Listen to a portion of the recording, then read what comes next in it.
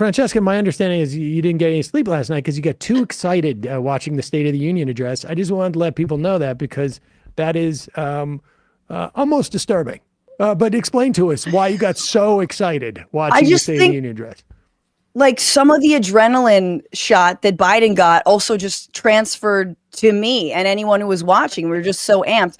No, look, I think I instituted a rule that I continually break, which is no politics after 8 p.m. if I need to get to sleep. I can do stand-up after 8. I can like make jokes after 8. But I think during 2020, when I was like getting heart palpitations thinking about Pete Buttigieg, you know, in early primary state, like I was just like, no more politics. So I broke that rule last night, watched the whole thing, and yes, watched the rebuttal. And yeah, man, I don't know. I got the feeling from the State of the Union that it just wasn't for us. Us meaning broadly Democratic voters. That this was in no way speaking to the uncommitted vote. This was in no way speaking to people who want the war or the genocide to stop. This was in no way speaking to people who are like, what's your vision, dude? Like, tell us, give us a reason to double down on you. It felt more like what Biden does, which is he Republican whispers. He tries to get the middle of the road people. He tries to, you know, gotcha on the GOP side of the, you know, the room when they're never going to give him a win. They'll never meet him halfway. They don't care, which was disappointing. I'll agree with like 70% of what you said. I think that like definitely not for us, but I mean, I wouldn't have watched that if it wasn't what I did. Right. No, exactly. I mean, like I wouldn't have watched it if and I got my daughter actually who's in town, because it was my son's birthday and she sat down and watched it. She was a little bit inebriated, I think. It's college students, they come in and they're just like, I'm like, are you okay? Yeah, no, just a little tired. Really? Okay. Sure. Your eyes are really red. Yeah, really. No, you got allergies? Oh, okay. But she's just like, you know, can't believe just that someone that old and so much older than her is running the country. But I don't think like uncommitted voters, for instance, people who are activists, who are engaged in this, they're not going to watch this. They know there's no like big policy surprise. He's not going to come out and say, I'm going to do anything.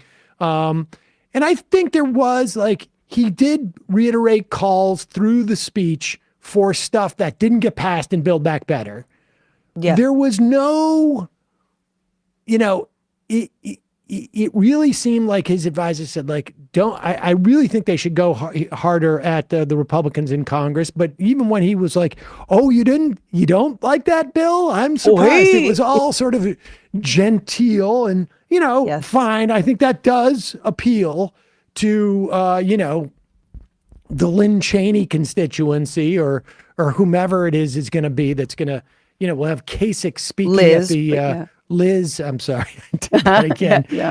Someone has to remind you. Yeah, thank you. And but I will say this, that this moment, well, there were two moments, I think that like the Sean Fain moment, like the let's play the Sean Fain moment. I think this moment was pretty good for, again, this is maybe those Republican voters who are labor in there. I mean, the whole attitude towards labor in this country, I feel like, has changed to a certain extent.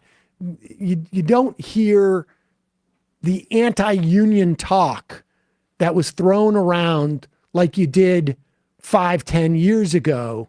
Sure. Except, of course, from like people who are really have a vested interest. But you don't hear the casual sort of like anti-unionism from Republicans that you used to hear.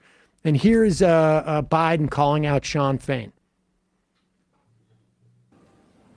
The great comeback story is Belvedere, Illinois, home to an auto plant for nearly 60 years. Before I came to office, the plant was on its way to shutting down. Thousands of workers feared for their livelihoods. Hope was fading. Then I was elected to office and we raised the Belvedere repeatedly with auto companies knowing unions would make all the difference. The UAW worked like hell to keep the plant open and get these jobs back, and together we succeeded. Instead of auto factories shutting down, Auto factories reopening, a new state-of-the-art battery factories being built to power those cars there at the same.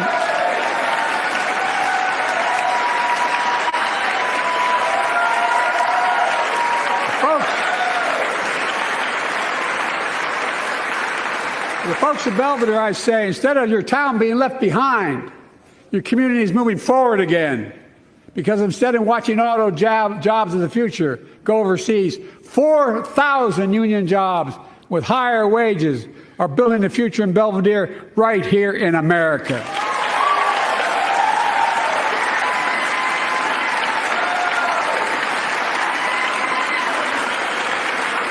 Here tonight is UAW President Shawn Fain, a great friend and a great labor leader. Shawn, where are you? Stand up. Oh, we wish you were running.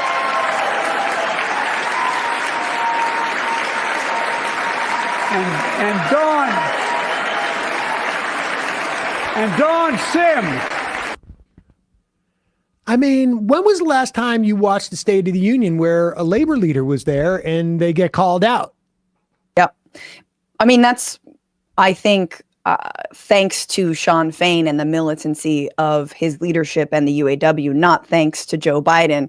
I mean, Shawn's doing him a massive solid, obviously, to endorse the Biden candidacy again, but then also just being there and like raising a fist and everything. Like, so yeah, it's not Biden's doing. It's a little bit Biden's doing, but also like, what is his plan to pass the PRO Act? What's his plan to raise the minimum wage? What's his plan to actually make it easier to, you know, to help like meet labor halfway in the way that he can?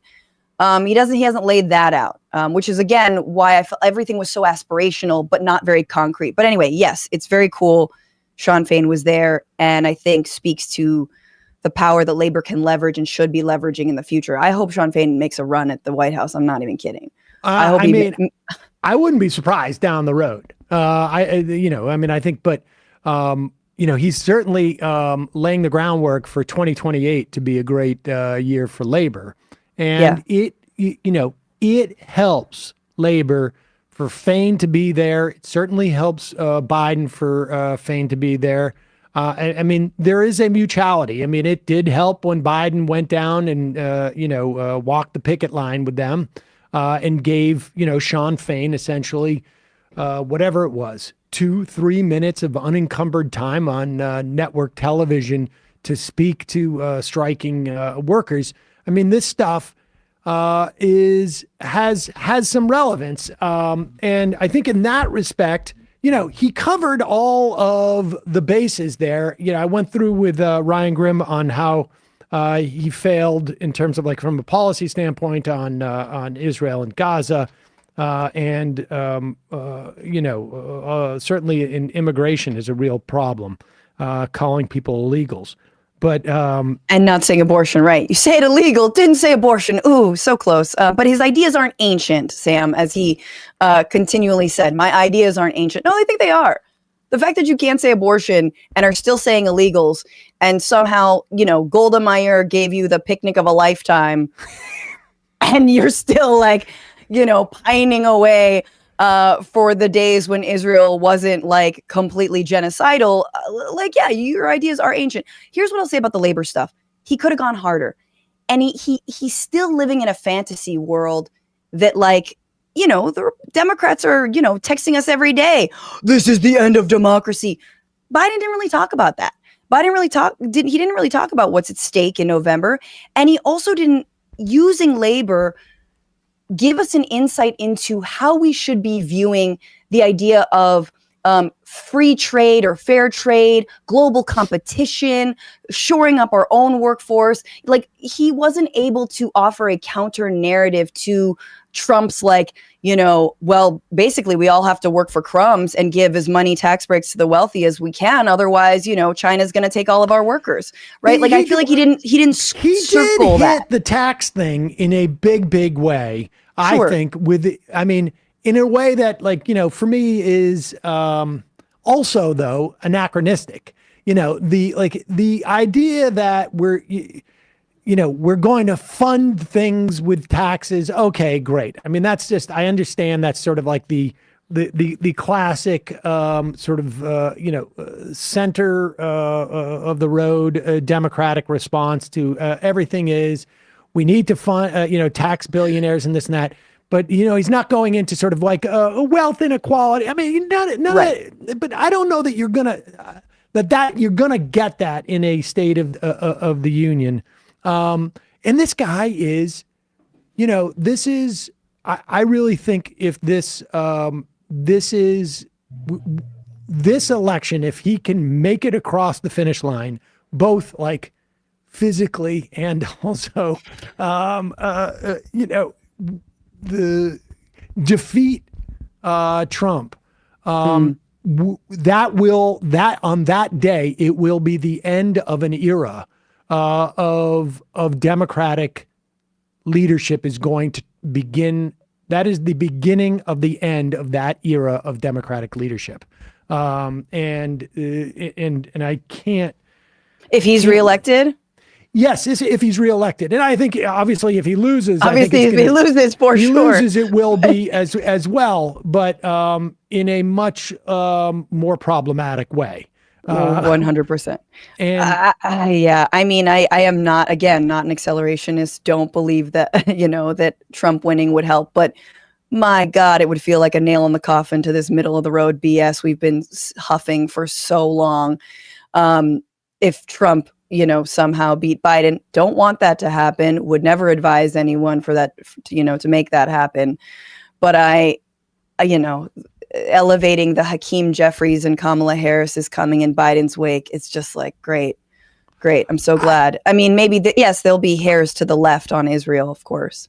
I think everybody will be to the left on Sure. Israel of Joe Biden. I don't think there's a single Democrat in the country who isn't to the left of Joe Biden on Israel. Even the ones that are 100% funded by AIPAC at this point would realize like the political pressures on them alone would change their decision.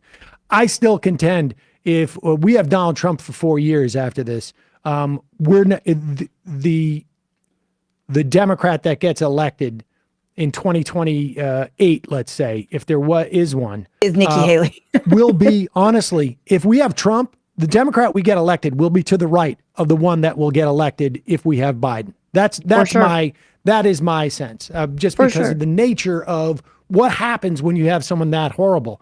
But here is one moment where I was like, this is the first time I've seen Biden, and because I think, and I'm comparing this to his press conference from a couple of weeks ago. Which one? The one where Over he the came top? out to talk.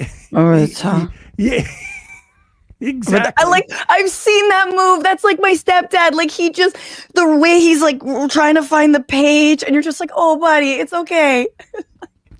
But just even the existence of that press conference on a Thursday night in prime time, responding to a report that no one, I mean, I knew that it was coming out, but no one cared about that report. No one cared about that report. And he highlighted it when he could have had that press conference at 10 a.m. on Friday on a weekend, on Super Bowl weekend, which is like, that's like a gift from God. Like, oh, this report's going to drop the day before the Super Bowl. A natural, a natural news burial for him. Exactly. But that press conference had the sense of like, when maybe, and I'm not thinking of anybody in specifically, but let's say when maybe you tell someone who is that age, hey, I know you're driving down to New York, but maybe you shouldn't do it at night because you have trouble driving. And they say, I know what you're talking about. Well, what about that dent in the back of the car? Parking spaces are getting more narrow now. That's the problem. The parking spaces are more narrow. And this is the first time, though. No. My favorite is what they say. They say, I've been driving for 50 years. And you're like, yeah, it's time to stop. But that's always like, and I've never gotten to an accident. Well, that was my fault. Anyway, continue. Joe Biden's been driving for 65 years. Yeah, exactly. But with that said, and maybe actually back then, the driving age was like, hey, if you're 10, we got a couple of wooden blocks we can tie to the accelerator.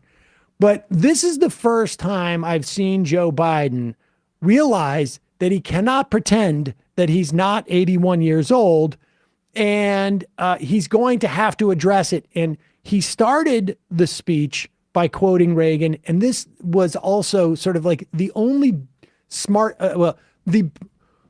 one of the better moves that Ronald Reagan had was when he was running for re-election, or maybe it was election the first time, and he was really old at that time, 69, incidentally.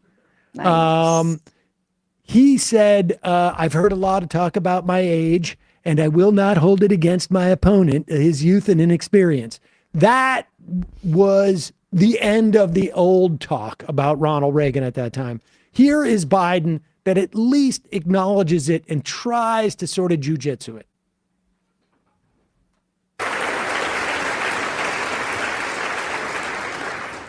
Let me close with this. Yay!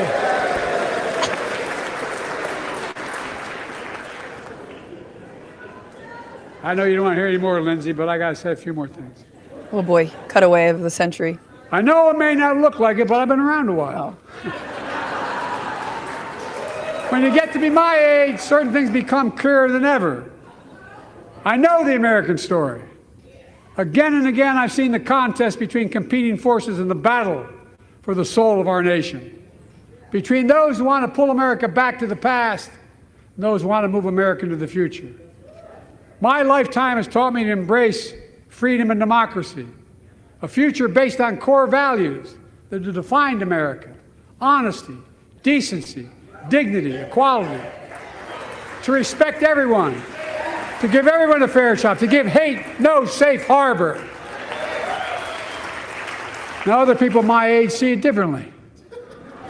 The American story of resentment, revenge, and retribution, that's not me. I was born amid World War II when America stood for the freedom of the world. I grew up in Scranton, Pennsylvania, and Claymont, Delaware, among working class people who built this country. I watched in horror as two of my heroes, like many of you did, Dr. King and Bobby Kennedy, were assassinated. And their legacies inspired me to pursue a career in service. I left the law firm and became a public defender because my city of Wilmington was the only city in America occupied by the National Guard after Dr. King was assassinated because of the riots. And I became a county councilman almost by accident. I got elected to the United States Senate when I had no intention of running at age 29. Then vice president of our first black president. Now president to the first women vice president. I mean, he foisted you on us all. I'm sorry.